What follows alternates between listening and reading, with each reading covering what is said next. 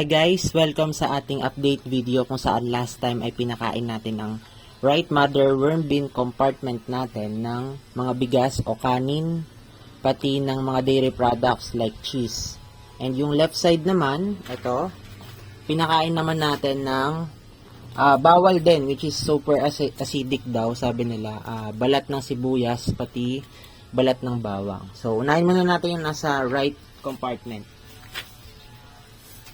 So, tingnan natin kung kamusta na ba yung yung food nila kasi mga 3 weeks na rin halos, so dapat medyo digested na to, pero tingnan natin.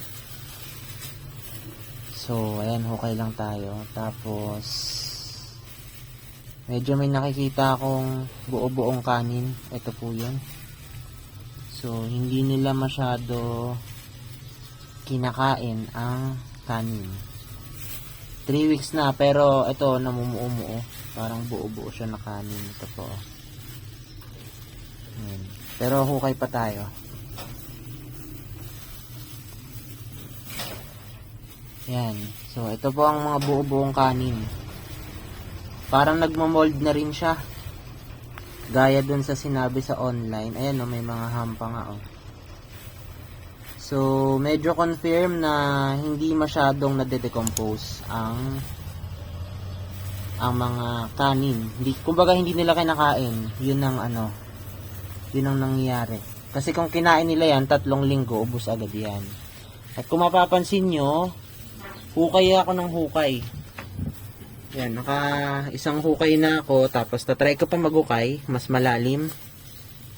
Yan, ito yun, yung mga kanin. Yan, may mga mold na. Yan, may pa nga, yung parang crab stick.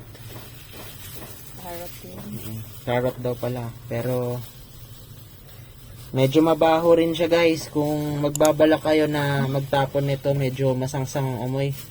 Sumisingaw. Nakakasuka. Nakakasuka. Pero kung mapapansin nyo, kahit anong hukay mo, wala tayong nakikitang worms.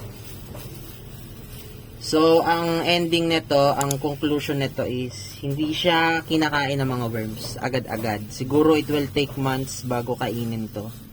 So, iwasan yung magpakain ng kanin at dairy products. So, tingnan natin kung nasaan ang mga worms natin kasi feeling ko hindi naman sila namatay. So, tingnan natin dito. Dito, iyan ang mga dito. So, dapat makakuha tayo ng mga worms dito. Ayun.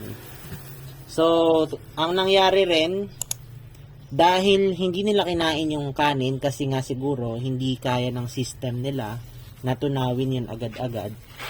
Ang tendency is naghanap sila ng area na walang kanin. So, likewise, siguro pwede kang magpakain nun, pero matagal siya bago kainin. And ang downside is hindi ka pwede magpakain ng kanin kapag maliit lang yung area mo. Kasi kung mapapansin nyo dito, ito kasi, overview mo nga. Ayan, medyo malaki yan, 'di ba? Malaki siya eh. So, kapag nagka-problem sa left side ng ref, is pwede silang lumipat sa other side. So, pag maliit ka naman na compartment or size ng iyong kulungan ng worm bin, magkaka-problem. Since wala na silang pupuntahan, aalis sila sa worm bin.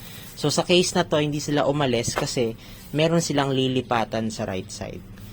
So, yun lang. Mamaya pakainin ko ulit sila pero next video na. Dito naman, eto naman is